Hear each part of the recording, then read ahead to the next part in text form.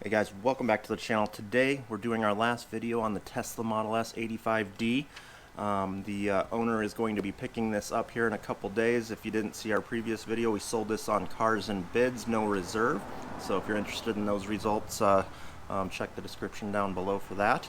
But we were just going to give you one last video here with my 1-year ownership experience on this $10,000 Tesla with free supercharging. So stick with us.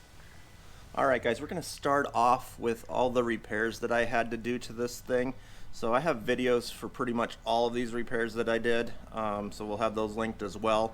But the first thing that broke after like a month of ownership was the lower front control arm, the front driver's side. And I ended up replacing that for $80 for the part myself, and then it was $100 for an alignment. The next thing that we had to replace was the front door handle. The slide out door handle broke on that. And then a month and a half later, the rear driver's side door handle broke as well. So each time the service came out to repair those door handles, it was $327 for a total of $654 for the two. Then here just recently, when I was factory resetting the car to sell it to the new owner, the high voltage battery fuse warning popped up on the screen. So we ended up having to take that over to Urbandale, Iowa, which is 200 miles away, to get that replaced because the new owner had already scheduled pickup time for this thing. So we wanted to get it fixed as soon as possible.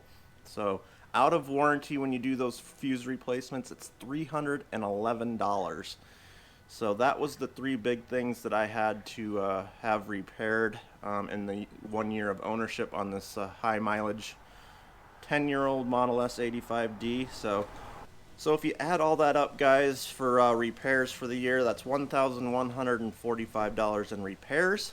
And so $965 of that repair was actually paid with referral points. So appreciate you guys using my Tesla referral code to get me some points there to pay for most of that repair work at Tesla.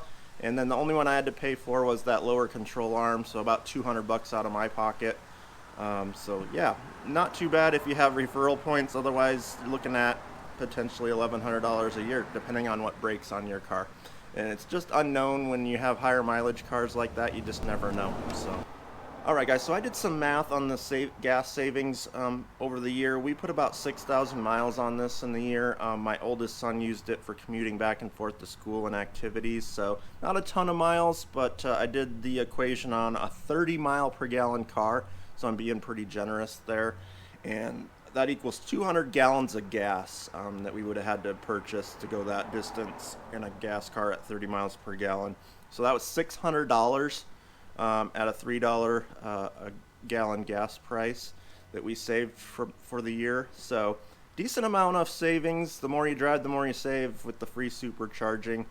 So if you doubled that, then you're saving $1,200 a year. And then if you have a gas car that gets way worse than 30 miles per gallon, you're saving even more on that. Alright guys, so now let's discuss our purchase price a year ago and how much we sold this for on Cars and Bids. So a year ago I paid $10,700 after the $4,000 EV tax credit, and then there was $535 of tax on top of that. So we were right at $11,235 out the door, and I ended up selling the third row seat in this right away after we picked it up for $1,000 profit after fees and stuff on eBay. So I'm putting the total purchase price at $10,235 for this car. And if you didn't see our last video on the auction results, we actually ended up selling this for $15,150. So that's a pretty decent profit compared to how much we paid for it, but a lot of that profit was in that $4,000 EV credit. So yeah, I think we made out pretty well with that result. So selling for $15,000, made a little money on it, and we were able to get some experience with the high mileage used Model S 10-year-old car. So that kind of gave me a feel for all the things that you need to know about these higher mileage older Teslas. The biggest thing for me that I didn't know going into it was how slow the older cars charge at superchargers compared to the new ones. So that would be the only thing I would leave you with, guys, is when you're looking at these older Model S's, just be aware that if you're in a hurry to supercharge, they're not going to be a good car for you. You might want to look at a newer Model 3 or something of that nature. So, alright guys, that's going to do it for the last video on the 2015 Model S 85D. If you have any questions for me, leave a comment down below and I'll get back to you. But if you decide that used Model S isn't for you, I do have my new referral code down in the description as well. If you're looking to buy a new Tesla, it can save you up to $1,000 off. So check that out.